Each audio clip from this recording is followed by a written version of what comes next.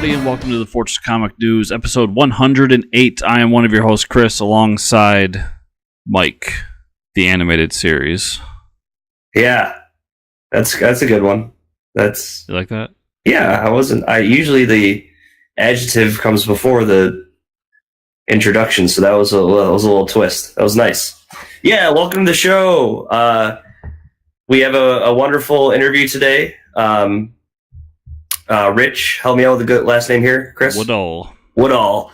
He's a writer and artist on a new book coming out. You'll see it in previews. It's coming out next Friday. Electric Black. It's a really cool, almost like Tales of the Crypt shopkeeper. It owns a shop in between space and time, and it's full of all these horrifying objects. It's really cool. So be looking for that in the previous book. It's the previous book that's out this month. And contact your local comic shop. So we'll have an awesome interview today. And with that, we won't waste any of your time with our stupid banter. Because we actually do have quite a bit of news this week. We do. Yeah. So we're just going to jump right into it. No surprise here, but Punisher and Jessica Jones are officially canceled by Netflix. Shocking. Wow. It's almost as if I said on this show that when this happens, don't be surprised, everybody.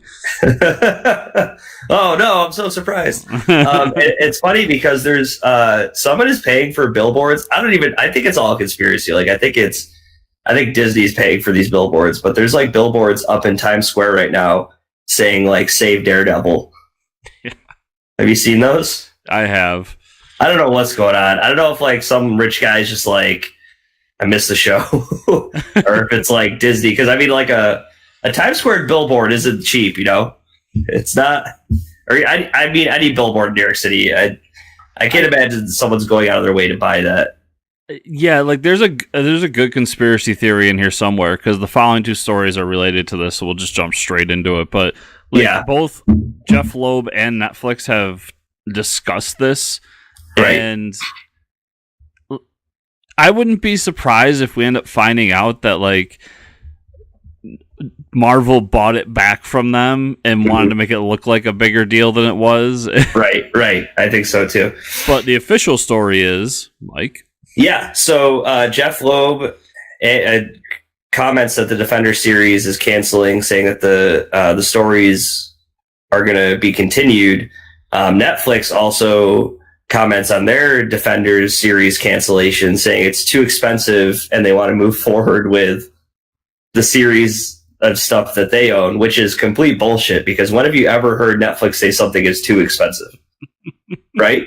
This is the company that fired Kevin Spacey, like, as soon as the news article dropped. Like, they don't give a shit about expensive anything. Like they're making hand over fist with that show. And they're buying rights to other projects left and right. Netflix has enough money that they're not even going to miss this, honestly. The Loeb thing makes me think that everyone's pointing to Hulu, but I almost wonder if Disney Plus is going to take it over at some point. Who knows? But I'm zoning now. The Netflix comment points to things like Umbrella Academy and the Millar universe and all these other things. So I'm sure that they now own the rights to these series, and that's what they want to move forward for, because I'm sure they make way more money. And Umbrella Academy proves that they can do it. I mean, Umbrella Academy was the best Dark Phoenix saga we've ever seen. So oh yeah, it really is. It was, Dark Phoenix. I did finish it this week. It was amazing. It's funny because my sister and I finished it, and we even texted our mom to like, hey, you should check out this show, and she finished it within like a couple days. Yeah. So I got everybody, my mother-in-law to watch it, and she loved it. So. Yeah. My mom was like, I love these characters. When is the next season coming out? I'm like, you got to wait about a year or two. But I agree. So let's talk about not Doom Patrol, Umbrella Academy. The show was amazing. The 10 episodes. I mean, the like we said, the comic is really good. The show is really good. The show is even better because we're getting more of these characters. yeah, if you like the comic, you like the show. They both go hand in hand to where like the major plot themes and the major like events in the book are still happening in the show. But we get a little more character development out of everybody, and a little bit of changes to some people's powers, which is pretty cool to see as well. We had episode 2 of Doom Patrol come out Friday. Did you watch that yet, Chris? I did. I actually watched both today, so I enjoy the show. It's not my favorite thing out, so I almost wonder if I'll wait and binge it. Yeah, binge it later.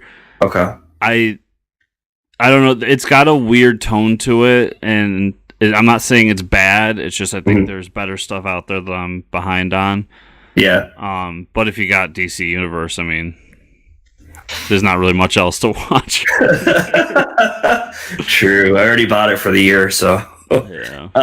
Okay, Flash. Did you watch Flash this week? I didn't watch Flash this week. No, I'm still way behind on Flash. Yeah, so we'll skip that for this week. Walking Dead. Have you watched that this week? Yeah, Walking Dead was really good. It was basically we get to know the Whispers a little better through the eyes of the daughter of Alpha. And I forget the character's name, but there's a character that basically takes Carl's place. If you remember from the comics, Carl falls in love with Alpha's daughter, shows her through town and everything. Yep. So we get that kind of moment with a different character. And then we end with Alpha and the rest of the Whisperers coming and basically demanding that they give back her daughter. So it was a little strange because events are happening in different orders, like ways we're not used to, but I really enjoyed it. And the woman they got to play Alpha is perfect. Like, she's menacing, she's kind of brutish, and I just think she plays the role really well. And I like the way that they built her up in the episode. So really good. Like I keep saying, Walking Dead's really good. It's just it's still got that same flow, and I understand why people are getting frustrated with it, but being a fan of the comic for so long, I knew this is how the show was going to be. So yeah, good. Well, I'm glad you're enjoying it again. I think eventually I'm just going to binge all the episodes that I'm behind on. I think that's going to be the better way to watch it in the long run, because this season, much like with Negan, if you remember, it was a lot of build up to get to the war. And then when we got to the war, it was fun. And this is a lot of build up to get to the point where the Whispers are a true threat. And I feel like we're going to end with them. I feel like the last episode we're going to get this season is the Heads on the Pike. That's my feeling today, right now. So, and that would mean that next season's really when shit goes down. Yeah, when they start, it's like all out fighting again. Yeah. Okay, cool. As far as movie news, nothing really. There's a whole post from Zack Snyder about like his official farewell to Ben Affleck's Batman and how he'll forever be missed. Overlord did come out on DVD, I think, this Friday, so I might watch Overlord tonight. If anyone forgets, Overlord was that like Nazi experiment, crazy looking movie that came out. It was like a limited release. It was Wolfenstein the movie. Yeah, Wolfenstein the movie, basically. So I'll probably rent that off Prime tonight and watch it. I think that's that's our type of movie for sure. It was weird. I think we talked about this. It was only released in certain theaters, like only AMC theaters or something like that. Well, it got a small release, but it was actually kind of weird that it got released near me, because I almost went to see it at one point, and then just life got in the way. Yeah. Well, no further ado, we're going to switch over to our awesome interview with Rich Woodall, writer of The Electric Black. We're going to talk about that project, and we'll see you all on the other side. Hey guys, Chris here, interrupting the show real quick. Remember, if you want to show your support for Force Comic News, head on down to patreon.com/Force Comic News, where just $1 a month gets you access to our Slack channel, where we can talk comics all day and all night, and exclusive Patreon podcast that we're uploading very soon. A series of games that we play with all the great guests we have here on Force Comic News. You're going to get one of those every month, and just $1 a month gets it for you. So remember, that's the best way to show your support there and to help a growing community and to be a part of it with us. So everybody, thanks for your support, and on with the show. And welcome back, everybody. Welcome to the show, a very special guest, Rich Woodall. Rich, welcome to the show, man. Hey, thanks, guys. Thanks for having me. Yeah, no problem. We're going to talk about your book, Electric Black, today. But before we get to that, we always like to talk about origin stories. So can we hear a little bit about that? Were you always a huge comic fan growing up, or how was that? Yeah, as a kid, like, comics were always around the house. They, between Transformers and G.I. Joe and Star Wars, I had like a lot of those comics. But what got me collecting was I moved around a lot as a kid, pretty much like once a year, every year, for about 10 years. Wow. And I moved to this little tiny town in Arkansas, Stuttgart, Arkansas. And it was in the summer, so like you're in between school stuff, so you no friends or anything. And I went and took my little bike down to the 7-Eleven, and I found Classic X-Men 17, and I still have it. Awesome. Hanging up on the wall, but nice. But that cover it's John Bogdanove, and I actually sat next to him at a comic convention a couple years ago. Oh, that's so cool. And I was like, dude, you are the reason I'm a comic artist now. Like, maybe I would have got there some other way, but like that cover just grabbed me, and it started my love of collecting comics, and especially the X-Men at that time. That's really cool. And I think, we've had a lot of these origin stories where people get inspired by like a cover that they've seen. And It always seems to be like the early Marvel stuff, because even for me, I'm not a huge Marvel fan, but I remember my first book was a Heroes for Hire book from one of the runs in the 90s. And I just remember the cover still today of like everybody fighting. We always talk about how those books have heart, and how the images are so bright, and there's all these heroes on it. So from that point, you started to draw on your own. Were you making comics in here? Yeah. So I a couple months later, once school started, I met another kid, Gavin McGraw, and we started creating our own characters, and we would put together our own comics. I think we did like 1 or 2 comics that probably lasted like 3 pages. And they were all just fight scenes, and they were horrible. They had bad dialogue. Like, the bad guy, or the good guy would say "stop," and the bad guy would say "make me." and then they would, classic. And then he would punch him. Yeah, so right. That was the start of it, and at that point, I just knew like this is what I want to do for the rest of my life. That I knew I couldn't be an astronaut anymore. So that's awesome. So let's talk about the Electric Black. I mean, that's what we're here for today. So give us the quick plot synopsis to that. The cover is awesome, by the way. It's a really great cover. That's my partner, Joe Schmalke. He couldn't be with us today, but he so Joe and I write the book and draw the book together. Oh, that's cool. Yeah, it's kind of neat. It's a little new for both of us. So we're kind of learning how to work with each other and everything. But he comes from a background of writing and drawing his own books, and I come from a background of writing and drawing my own books. But the Electric Black it's an antique store run by a demon kind of proprietor, and he's got like a group of really nasty people that work in the shop, and kind of every item in the shop has a story behind it. So in the first issue, this junkie runs into the store, right? And Julius, the owner of the shop, if there could be an owner of the shop kind of has is an entity of itself. And it appears in and out of time and space. So like one issue might be in Mexico in the 1700s, and then the next issue is going to be Boston in the 1990s. So it travels around looking for people. So this junkie comes in, looks at a couple items. The items, tell a story. So one item is a compass from a ship, and we tell the story of this rat ship where these guys are lost they're fishermen at sea, and they found a distress signal, and they go to check it out, and there's this huge storm coming and everything, and they get on board, and like bad things happen. And then and that I wrote and drew. And then there's a second kind of sub story called Bixby's that it's about, and Joe wrote and drew this one. And it's about an old timey kind of snake oil salesman that kind of happens upon this miracle cure, and of course things go bad.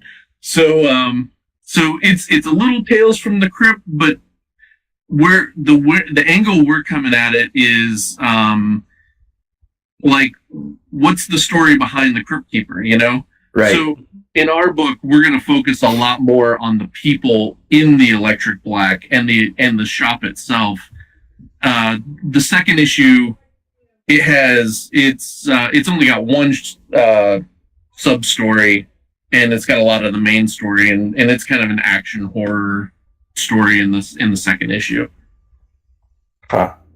That's pretty interesting, because I mean, like, stuff that revolve. I mean, like the Tales from the Crypt. You never really hear about the Crypt Keeper. It's always right. Yeah, he just always these stories. Yeah. Yeah. So this is we wanted to do short stories. We wanted to do a bunch of I've got a million stories in my head, and we wanted to do a lot of short things. But we also kind of wanted to focus on, we like the cool characters that we created to kind of tell the stories, and thought it would be neat to set up a world around them. Yeah, that's really cool.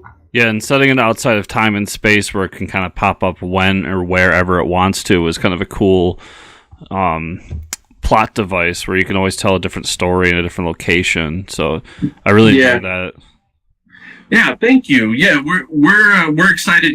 This is the first issue, so we're just scratching the surface with it. But we're really excited to get into issue 2 and 3. And in issue 2, we go into France in the 1600s at a convent that's there's a bunch of nuns possessed.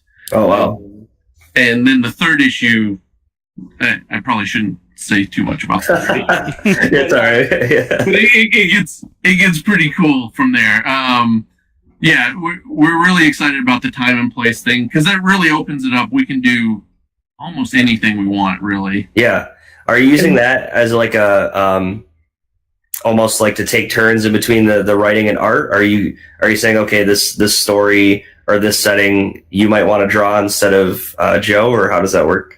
A little bit. So the way almost every issue is going to be slightly different. Like I said, the first issue, it has about 8 or 9 pages of main story around the store, and it has 2 short stories. The second issue, it's half and half around the store, half around the short story. And then the third issue is almost the entire store.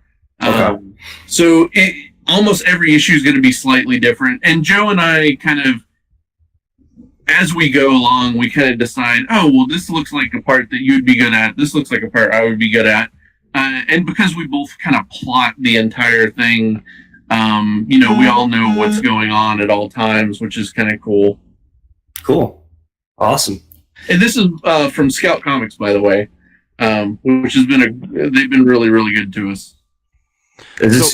Is there any particular time periods that you are excited to look into?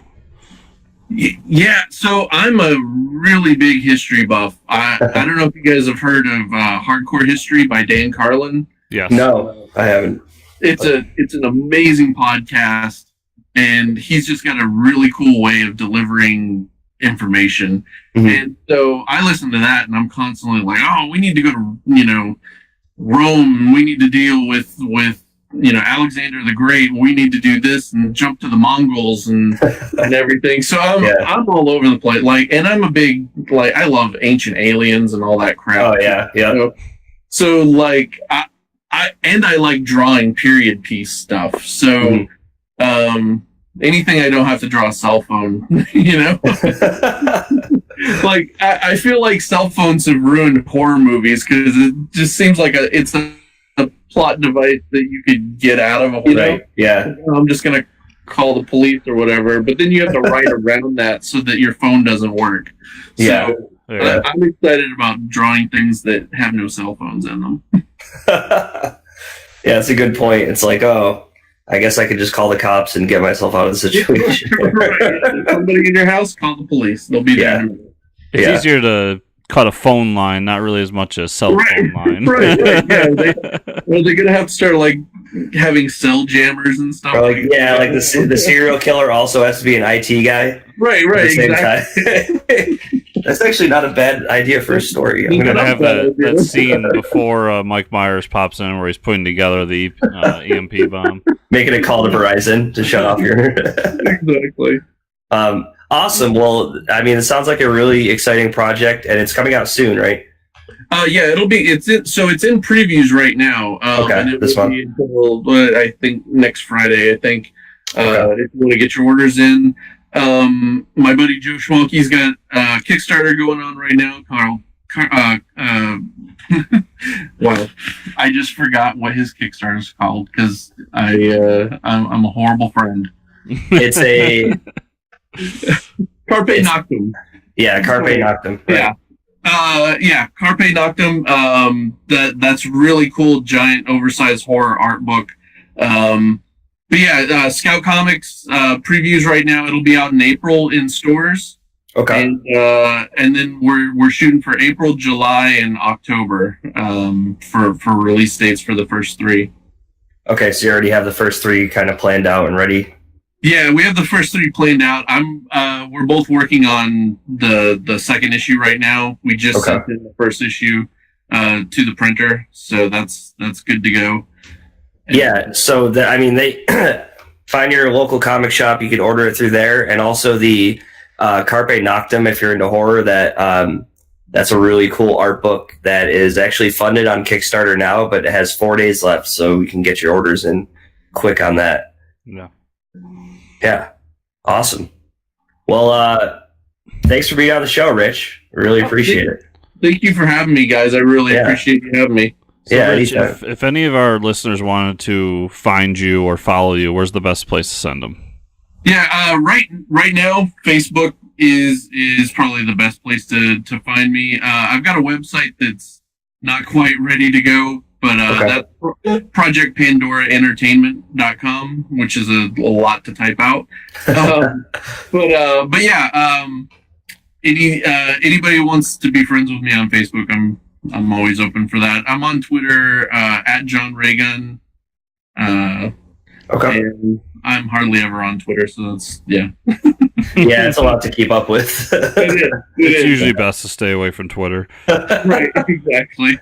Yeah, Chris and I both agree. Well, awesome, dude. Thanks for being on the show. We'd love to have you back when you get a couple more issues out. Absolutely. Thank you, guys. I appreciate it. No problem. I'll see you later. And we're back.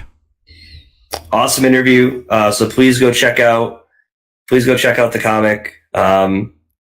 Support your local comic shops. And for the Kickstarter, the Carpe Noctem, we're going to post it on our page too, so you can click on that link. It's got a few days left. And with that, let's get to the comic book news. Comics. So, as much as I hate to read this, Deceased, we talked about this last week. The DC Comics zombie whatever is zombie series is going to be it's just regular zombies, it sounds like. Well, it's Darkseid's going to unleash a techno-organic virus upon the universe. Dun, dun, dun. Techno-organic. Boring. If you're Darkseid, like, why do you need a techno-organic virus? Like, why can't you just Darkseid and destroy the world, you know? Well, he's failed so many times, so... he needs a more modern day approach with all these kids on their Instagrams and Twitters. Exactly. He watched The Walking Dead and was like, "That's the way to do it." Oh God, that's my Darkseid voice, by the way. Yeah, it's great. I'm down. It's Tom Taylor. I'll read it. It looks like we're gonna follow the Trinity. The promo image we got was Batman fighting a bunch of zombies. I mean, that's a pretty awesome image in my eyes. Yeah, I'm probably gonna buy it. But yeah, it's a weird, isn't it? Like you're almost like, ugh. It's Marvel Zombies, dude. You're like, I don't want it to be about Marvel Zombies, and it is Marvel Zombies. Is like what we're getting. The day it becomes Marvel Zombies is when Superman comes back as a zombie. That's when I'm just like, all right, you're just doing Marvel Zombies. Yeah, they don't have like a. Wasn't Howard the Duck part of Marvel Zombies at one point? Like part of the. Yeah, I want to say it was Marvel Zombies Kill Them All. Yeah, him and Machine Man went to an alternate dimension. It was a fantastic series. Anyways, so that's going to be happening with DC. DC is also launching 2 new Superman family books. Lois Lane is getting her own book by Greg Rucka and Mike Perkins drawing it. And Jimmy Olsen, get this. This is actually really exciting. I mean, yeah, the Greg Rucka was really exciting, but Jimmy Olsen by Matt Fraction and Steve Lieber doing the art. Lieber. When's the last time you heard about Matt Fraction doing anything? I have not heard anything. When was the last time Matt Fraction has written anything? Was it the Hawkeye series? I don't even remember. He did something after that because he kind of went independent for a while. But I was having this discussion with a friend of mine, and we were both like, what happened to Matt Fraction? I feel like he went to TV or something for a while. I don't know. Maybe. I mean, he's done a lot of creator-owned stuff. Yeah, I think he was doing writing, and I think he's not just a comic writer, though. I think he's got other stuff going on. Well, I think the last series he did was Sex Criminals, because that kind of fell through. That's when Chip moved over to Marvel and started just dominating Marvel. He probably didn't need to do a whole lot after Sex Criminals. That book sold so many issues. I mean, that was like fantastic. Yeah. I want to point out that 3 of the 4 of these names are former Marvel people that Bendis worked with. So Bendis pulling more ex-Marvel people over to DC. So we're seeing the Bendis DC coming to fruition, like even more and more every day. And I think it makes sense putting Greg Rucka on Lois Lane, because if anybody read Rucka's recent Wonder Woman run, he knows how to write a strong female lead for sure. He does. And I think maybe the 2 strongest female leads in the DC universe are Lois Lane and Wonder Woman. So the only thing strange about this is that news that DC is going to start cutting books back. Yeah. Because they're making like 90-something books right now, and they want to cut it back to 70-something. And then I read that, and then the next day it's, oh yeah, we're announcing 2 new books. So I'm wondering what's getting cut or how things are getting cut. It's weird. It's almost like the new 52 without putting a number on it, because that's how it's almost like they oversaturate with all these books that nobody's really asking for. Like, here's 4 Superman books and here's 5 Batman books. And then they start like reeling back, but they'll make big cuts. They're like, okay, 14 books are gone this month. Well, I mean, we saw like some initiatives that didn't work out, like the whole, what was the New Age of Heroes? Yeah. And no, I don't even know. I think one of them still being made, and that's Terrifics. I could be wrong on that, but it wouldn't surprise me if those are on the cutting block. Yeah. And I'm sure there's some D-list heroes that are, I don't even know are coming out, that they're just like, why are we making this book? Yeah. But yeah, I mean, it's good to see they're doing new stuff. I'm almost a little disappointed that it's in the direction of like, we're giving these people just Superman family books. Because, they're all going to tie together, and then you're just going to have to buy all 3 of the series, I feel like. Which, I don't know. Wouldn't surprise me if it was because, I don't know, my beat is more Marvel, so I know like Marvel has sections within their organization where you have the X-Men section, you have the Avengers section, so on and so forth. So I almost wonder if they have a divide like that, where they have the Superman group, and now Bendis has brought people in to be like, we're going to do a Superman corner of DC, and these are the books that we're going to do. And maybe it's just that they're attached to Superman, so they know they're going to sell better than, I don't know, a Blue Devil book. I don't even know if they're making a Blue Devil book, but you get my point. Like, yeah, I get it. Yeah. So, IDW announced another one of those fantastic crossovers that they always do. Ghostbusters and Transformers crossing over by Eric Burnham, Dan Schoening, and Luis Antonio Delgado. I think all these books are always going to sell because you have two fan bases here that are like, if you ask a Transformers fan, hey, would you want a Ghostbusters crossover? They'd be like, hell yeah. And you ask a Ghostbusters fan, hey, you want a Transformers crossover? It's like, hell yeah. Of course you do. And you get outside like light fans like myself who enjoy both of these just fine, but aren't huge fans, are like, I want to see the Ecto-1 transform into Optimus Prime. Oh man, yes. I know. And then I want to see like, maybe I'm hoping they bring like the mini bots in that'll transform into like a Ghostbusters weapon. Who knows? I don't know. Yeah, like there's some cool things here, and I think it's a good idea. It's Transformers really just crosses over well with anything. Yeah, for sure. Let's get to the Marvel stuff. Marvel announced a Black Cat ongoing by Jed McKay and Travel Foreman, so I'll give that about 4 months before it gets canceled. Yeah, if I'm not mistaken, this is the team that's doing the Black Order book, and that's a really good book, don't get me wrong. I'm really enjoying it, and I love what they did with it. Not enough to follow them to a Black Cat book. Yeah, they're really pushing this Black Cat stuff. It's almost like, giving Catwoman her own book. Oh, wait.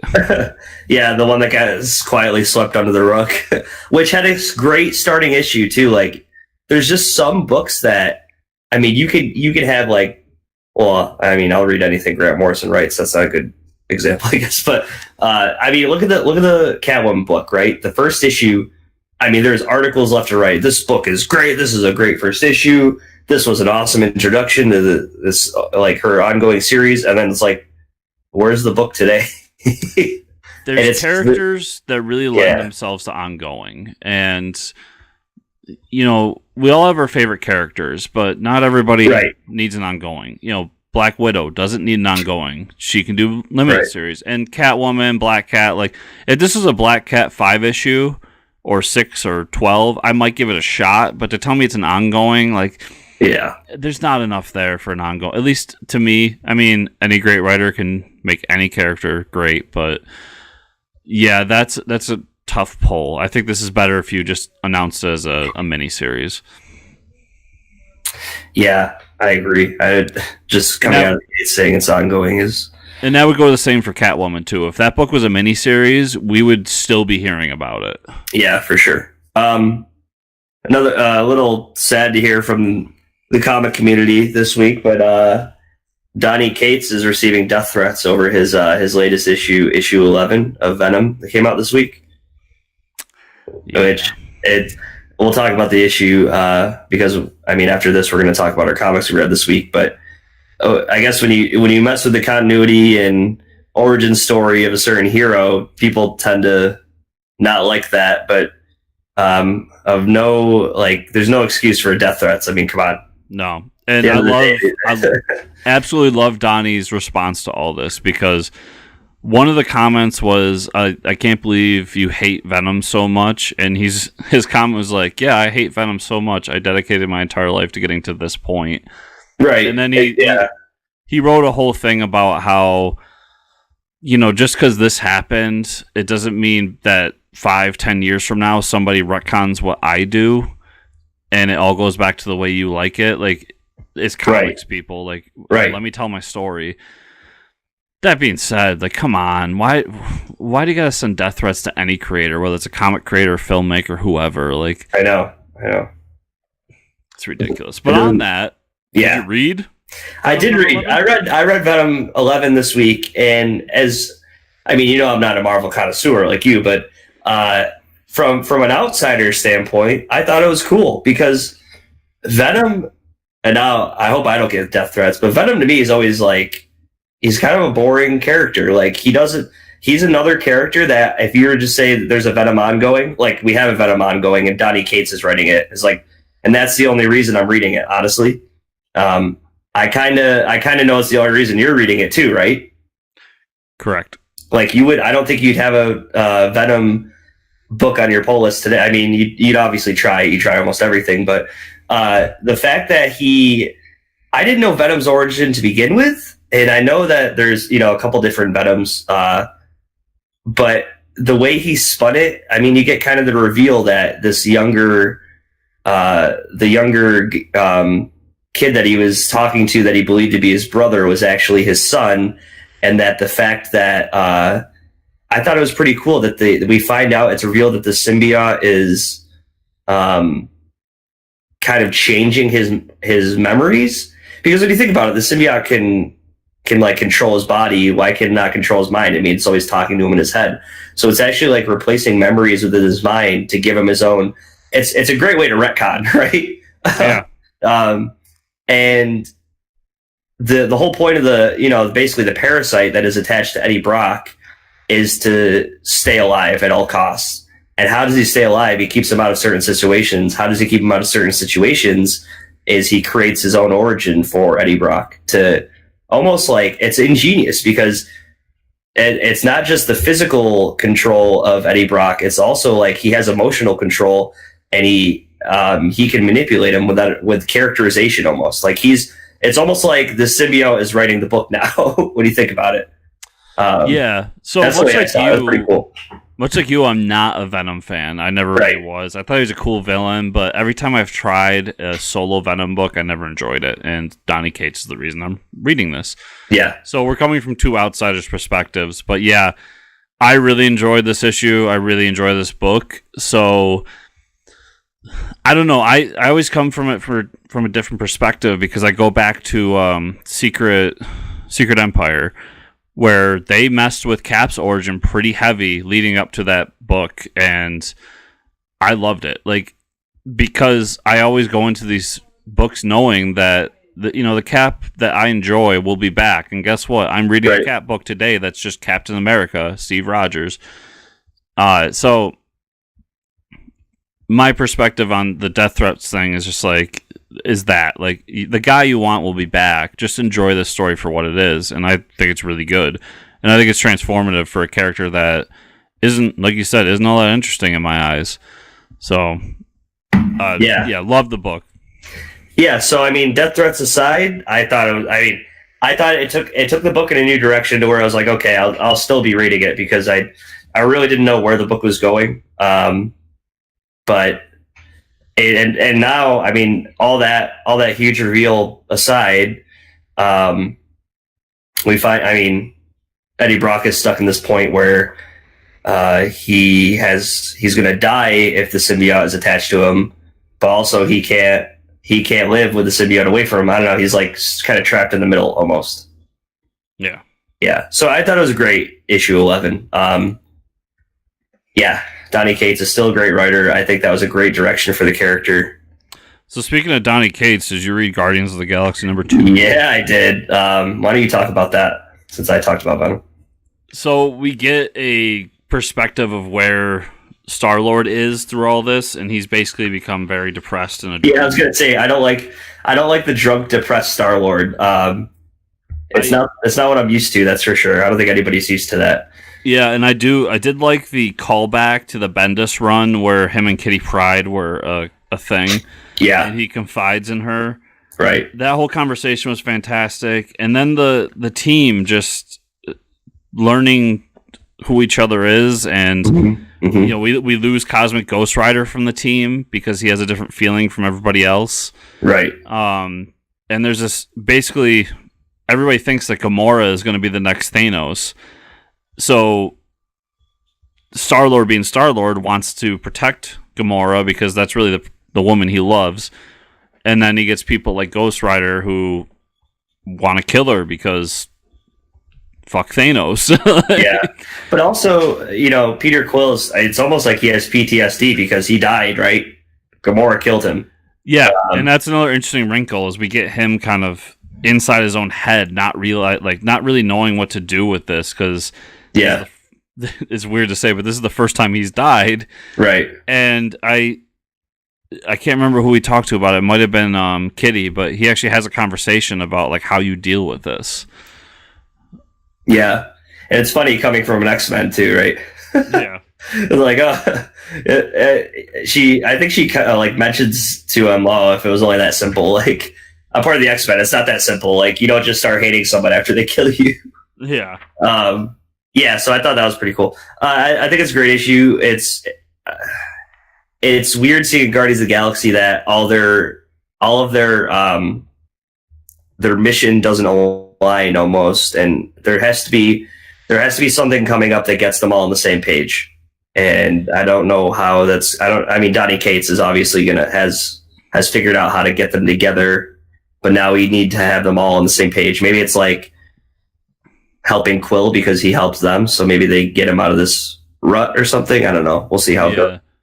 I really like this because, and this is not talking down about Bendis' run because I really liked Bendis' run, but after the original movie came out, that the Guardians of the Galaxy became the movie. Prior to that, there wasn't a whole lot of Guardians of the Galaxy stuff. Yeah, and, I agree. They were really like a Z-list team. And afterwards, they just mimicked the movie. So this is a great way to do the team and do it differently. Yeah. And that's what I like about it, is it's just kind of a polar opposite to what Bendis did. So, yeah. I agree. Yeah, so we'll see. That's only issue 2, right? You don't really get a whole story till like the 3rd or 4th issue, then things start to unravel. Unless it's a Hickman book, and then it's like issue 45. But anyways. 45, you get the reveal for 98. Yeah, you get the reveal for 98. I wonder if anyone's still reading East of West. That was a little East of West joke. This guy is. You are? Yes. You never talk about it. I haven't heard you talk about it on this show once. That book comes out once every 8 months. Is that why? Okay. I just got the latest issue last week, and it's been forever since I got it. So it's a tough, because I have to go back and remind myself of what happened and then read the issue. So as I'm trying to rush it's the worst. So as I'm rushing to get stuff read for the show, it always kind of falls to like probably tomorrow or the day after is when I'll actually read it and try to comprehend what the fuck Hickman is doing. Yeah. So that aside, Batman number 65. It's still the crossover between Batman and Flash. I honestly hate this because I'm not going to read Flash. I really like the writer, but it's like I'm not caught up on the Flash to know where the Flash is. And they immediately, when the book starts, it's like, oh, you read part 2 in Flash and read part 4 in Flash, and it's like maybe it's just I'm being lazy. But it's a continuation of the story with Gotham Girl, and she's been giving this serum that she gave her brother to like make him live again, but if it's almost making like copies of themselves, and but if the like zombie people start to exert themselves too much, they expend their power and die or like blow up, and her brother dies again because he uses too much of his power, and then she kind of like she goes like really mad at the end of it and goes like Super Saiyan almost. That's basically what I got out of it. And that's how the issue ends. So there's going to be some fight, and honestly, it's a filler. It's all filler for these 4 issues. It's to give Tom King a break, I guess. Which is like, for me, I'm kind of just salty because it's like, okay, then why is Tom King doing 100 issues? You know, if this is where I start to get upset. But it is a Batman book, so I'm going to keep reading it. It's not a terrible issue. It's just why I'm no different after reading it. It's kind of how I feel. But correct me if I'm wrong. He's back for the next issue, right? Yeah. Oh yeah. He's back for Justice League number 18.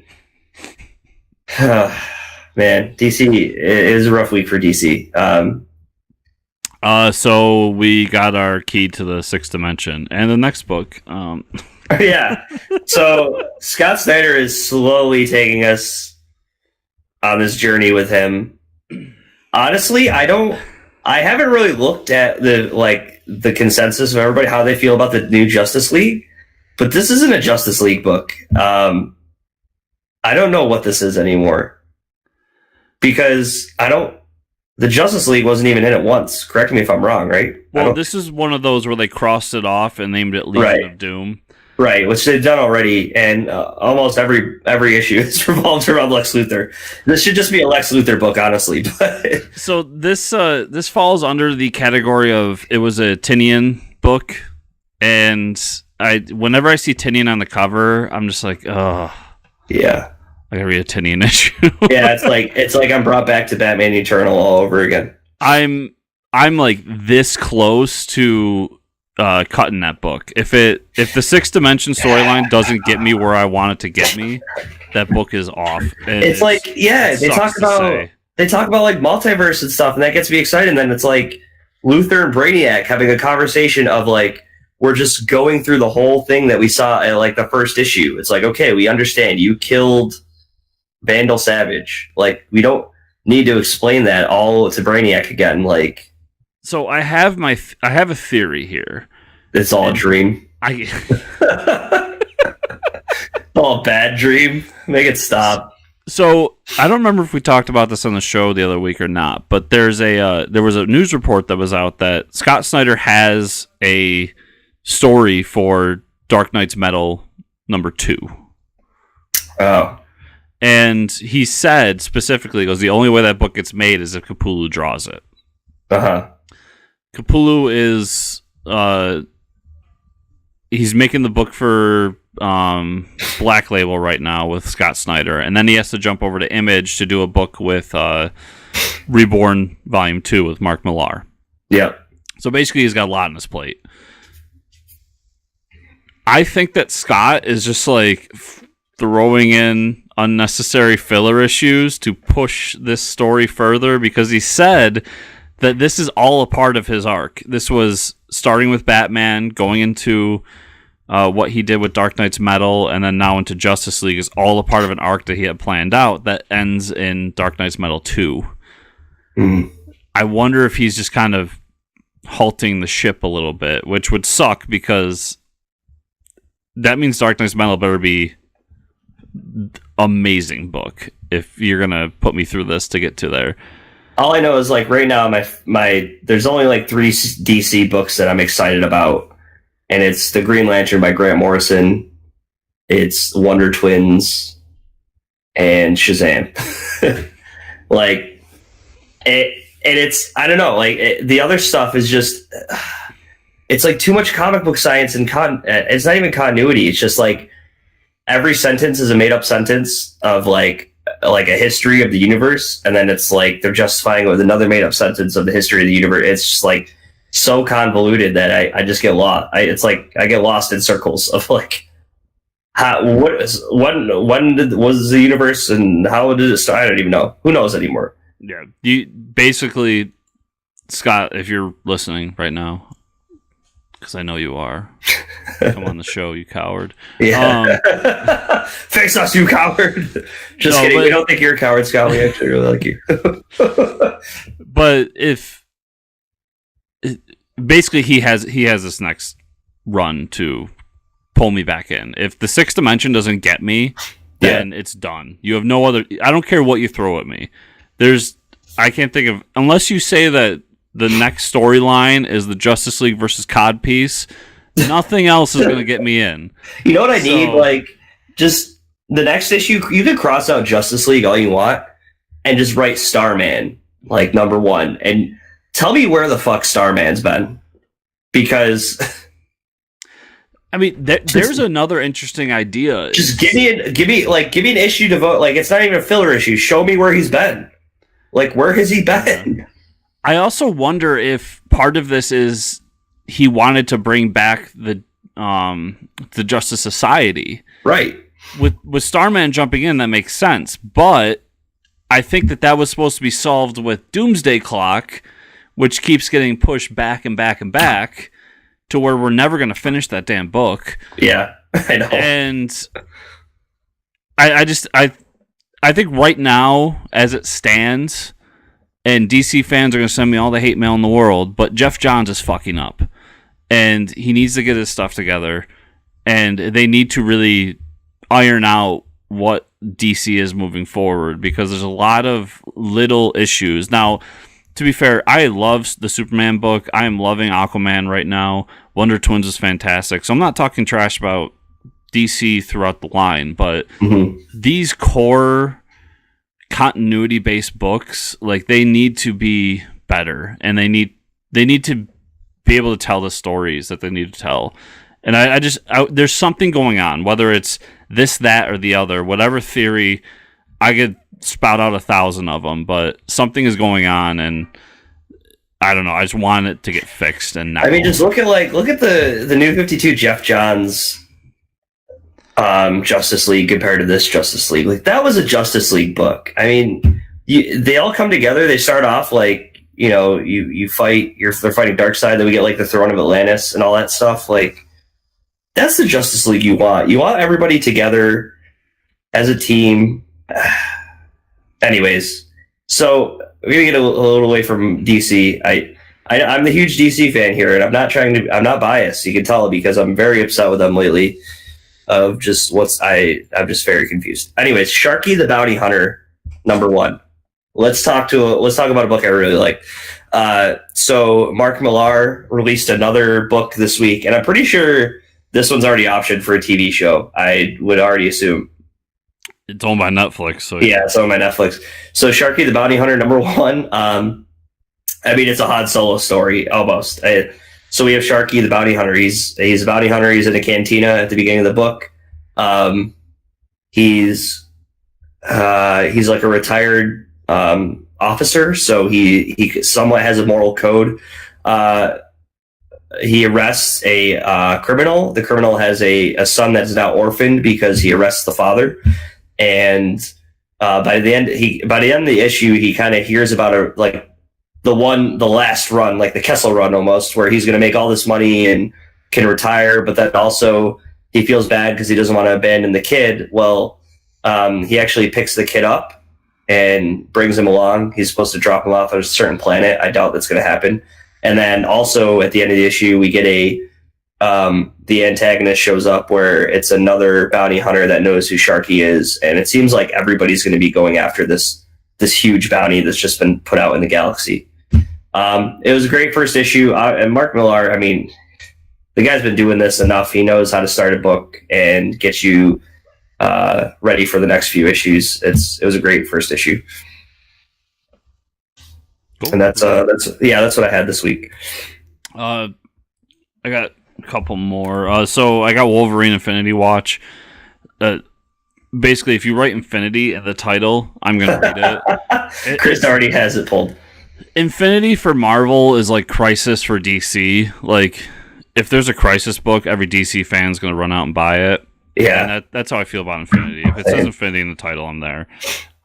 So basically, we kind of get a backstory of Wolverine throughout the years and the fact that he got resurrected again. And comics, right? Confusing origins. Here we go. Yeah. But there's this great moment right in the beginning where he comes back to the Xavier School and he makes a comment like, this, throughout all my years, throughout all my lives, this is the only place I've considered home. And he knocks on the door and Jean Grey answers. They have this great scene. And then he just stabs her right in the chest. I was going to say, does he I'm like, Wolverine having a heartfelt moment? Is he going to burn the place down? Like, how is he going to make this scene a Wolverine scene? What happens, and mind you, I'm not an X-Men guy, so I don't know what's going on currently in X-Men continuity, but the Xavier School has been destroyed. Mm-hmm. So this was all a ploy by Loki, and that's how we figured it out, was he was actually hugging Loki through that tender moment, and Loki's just kind of like, why would you stab me like that? Okay. And so the long and short is the Infinity Wars that we just got out of, Loki tells us that it was perpetrated by Wolverine, except Wolverine doesn't have any memory of this. Why is that? Because comic books, and there's an alternate future where Wolverine has the Phoenix Force, and he comes back in time to start the Infinity Wars. Yeah. So this is basically a huge setup for what they're doing, and if you read Infinity Wars and you enjoyed it, this is a book that you probably want to read, because at the end of that story, all of the Infinity Stones became sentient and are now attached to a living being. One of them was on Earth. And we get the Chitauri warrior coming to Earth because he knows that the Time Stone is on Earth, and he wants to collect the stones to save his world, which was destroyed by Thanos. And that's kind of where it ends, is we get this whole back and forth with Loki and Wolverine, and then the Chitauri show up. So I really enjoyed it. I don't think this is a book for everybody. This is I'm exhausted just hearing it. This is a continuity book at its core. So if you're not heavy into Marvel continuity, this is not a good book to read. A good book to read either way is Avengers number 15. The Avengers are fighting a team of vampires, and see, that's a book I could get behind. Like Avengers versus vampires. Like, why can't we get a Justice League book like that? So the last issue we got, it ended with Dracula going to the Winter Guard in Russia and asking for sanctuary. And now Dracula is locked up in the bottom of the Kremlin, but he can still control vampires with his mind. So he's controlling things and making things happen as Tony Stark comes to talk to him. It's as wacky as you think it is. There's a team of like super vampires that are fighting the Avengers. Yes, there is. Blade's on the Avengers. I was gonna say, Blade's part of the Avengers now, right? Yeah. And Ghost Rider has been transformed by this vampire and his hell demon, and they now control him. What? It's so crazy. And it's so awesome. This is the most comic book I am reading right now. That's great. And, the Winter Guard's there, so Crimson Dynamo is fighting alongside Iron Man to fight all these prisoners that are being controlled by Dracula, as Ghost Rider is killing these hordes of children vampire. And then the Avengers all show up, and that's when the book ends, is this team of vampires telling Ghost Rider, like, your next mission is to kill the Avengers, and then poof, they're there. I absolutely love this book. It's Jason Aaron writing wacky comic book stories with Ed McGuinness art, so all the art looks amazing. Everybody's jacked. Everybody is beyond jacked. Everybody's got huge, giant torsos. It's just so much fun. And then I discovered a book on Comixology Unlimited called Punk's Not Dead. Mm-hmm. And I read the first 2 issues of that. So the basic premise of this is we get a kid who's kind of a nerd and bullied a lot, and he is able to talk to the ghost of Sid Vicious, who's kind of helping him around and teaching him to not be such a nerd. And I wish I had that in high school. Damn. And then on the other side, there's a department of extra special affairs, I think it was called, and they go around and fight like poltergeists and ghosts and take care of all that stuff. And where I left off, they kind of realized that Sid was originally haunting this airport because his mother was carrying his urine to bring it home, and she tripped and fell, and the urine smashed everywhere and went into the air ventilation. Oh my god. Yeah. And so the person in charge of this government agency realizes that Sid's no longer at the airport, and she can't figure out why. And it's because he's attached to this kid now. So it's a really fun book. What attracted it to me is that there's a lot of really cool like moments of him talking about and relating everything back to early punk rock in England, which throughout high school, that was what I was into, was just punk rock. Chris had Liberty spikes. No, but I did have a mohawk at one point. Oh man, I'd pay money to see that. There's a great joke in there about Sid says something about we should talk to Johnny Rotten. He should be alive somewhere. And the kid goes, "Oh, is that the guy who is in the butter commercials?" And anyone that doesn't know, Johnny Rotten did do a bunch of butter commercials. Are you serious? And Sid is just like, that. Yeah, look them up. They're hilarious. And Sid's like, "Nah, you got the wrong guy. It couldn't be him." So there's just like, there's so many great moments. So if you enjoy that kind of that culture, the culture that I grew up with, it's a fun book. And there's a sequel coming out soon as well. So that's why I kind of jumped in my radar. Awesome. But that is all I read, Mike. So great show today, everyone. Yes. With that, where can everybody find you on the internet? You can find me at Fortress Ricker on Twitter. Where can they find you, Chris, and or the show? Well, they can find me at Fortress Chris, or you can find the show at FCN_official on Twitter. or FortressComicNews.com, where everything we do is posted on that handy dandy website. And don't forget, too, Facebook.com/FortressComicNews, which grows every day. Every day. And so everybody watching us, thumbs up down below, comment, subscribe, all that. If you are listening to our voice, leave us a review on iTunes or any other service. And we appreciate you all for listening. We'll see you next week. See you next week. Bye. Bye.